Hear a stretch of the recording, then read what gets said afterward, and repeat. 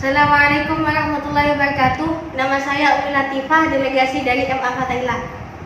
Bismillahirrahmanirrahim. Faslun fi bayani sunnati wal bid'ati. Fasl menerangkan penjelasan sunnah dan bid'ah. As-sunnatu bid-dhammi wat tasydidi. Lafaz sunnah dengan didhammah dan ditasydid. Kama qala Abul Baqai fi kulliyatihi. Sebagaimana yang dikatakan oleh Imam Abul Baqa dalam kitab kuliahnya, itu ada 3 definisi. Yang pertama, luwatan secara bahasa, yaitu at-tariqatu walau ghairu mardiyatin, suatu jalan sekalipun tidak diridhoi.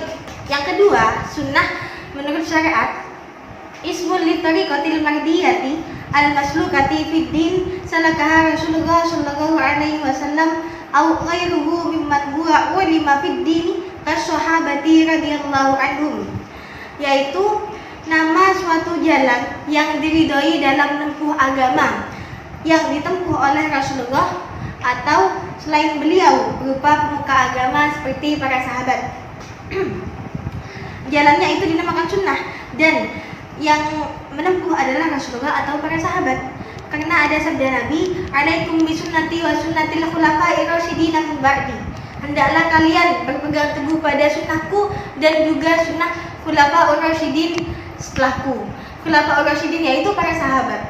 Definisi sunnah yang ketiga, secara urufnya, secara kebiasaannya, yaitu ma wadaba alaihi muqtadi nabi yang kana awwaliyan, sesuatu yang dilakukan secara konsisten oleh panutannya Imam Abul Baqa, baik beliau berupa seorang nabi atau seorang wali.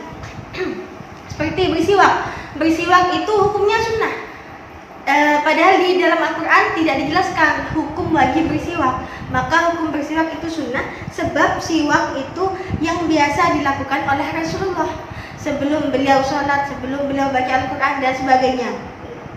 Wasunniyu mansubun ila sunnati hatfatta ilin nisbati, dan lafaz sunni itu dinisbatkan pada lafaz sunnah dengan membuang tak untuk penisbatan, seperti Islam sunni, berarti itu agama Islam yang berpegang teguh pada sunnahnya Rasulullah. Wal bid'atu kama qala Syekhu Zarukun fi iddatil muridi. Sedangkan bid'ah sebagaimana yang dikatakan oleh Syekh Zaruk dalam kitab Iddatul Murid. Bid'ah menurut syara' yaitu ihdatsu amrin fid din yushbihu ayyakuna minhu wa laysa minhu. Membuat hal yang baru dalam agama, dalam hukum agama, seakan-akan hal yang baru itu termasuk dari agama, padahal bukan. Sawa'un kana bil haqi bisurati aw bil haqiqati. Baik pembaruan itu dalam segi penggambarannya saja atau kenyataannya. Ihdatsu amrin, pembaruan hal yang baru itu dikatakan bid'ah sebab ada sabda Nabi. Yang pertama, man ahdasa fi amrina hada ma laysa minhu fa huwa raddun. Barang siapa yang membuat hal yang baru di urusan kita yang ini, yaitu agama, ma laysa minhu, yang mana hal yang baru itu tidak ada dalam hukum agama, fa huwa raddun, maka ini ditolak. Yang kedua, karena ada sabda Nabi, kullu muhdatsatin bid'atun, setiap hal yang baru itu dikatakan bid'ah. Faqad bayyana ulama rahimahumullah anna al-ma'na fil hadits sayyidil madhkuraini raji'un li taghyiril hukm. Para ulama telah menjelaskan yang dimaksud dari 2 hadis ini, jika ada hal yang baru yang ditolak oleh Rasulullah yang dikatakan bid'ah, itu dikembalikan jika hal yang baru itu sampai berubah hukum. Seperti apa? Bi'tiqadi ma laysa bi qurbatan. Beritikad, berkeyakinan ya sesuatu itu bukan ibadah akan tapi dianggap ibadah, kan ini sampai berubah hukum. La mutlaqul ihdas, tidak semua pembaruan itu dikatakan bid'ah. Jika pembaruan itu tidak berubah hukum, maka bukanlah bid'ah. Idqat tanawaratu syari'atu bi usuliha fa yakuna raji'an ilaiha. Karena kadang ada hal-hal yang baru itu yang berlandaskan dengan dasar-dasar syariat, dasar-dasar hukum syariat, maka hal ini menjadi bagian dari syariat. Au bi furu'iha fa yakuna muqayyasan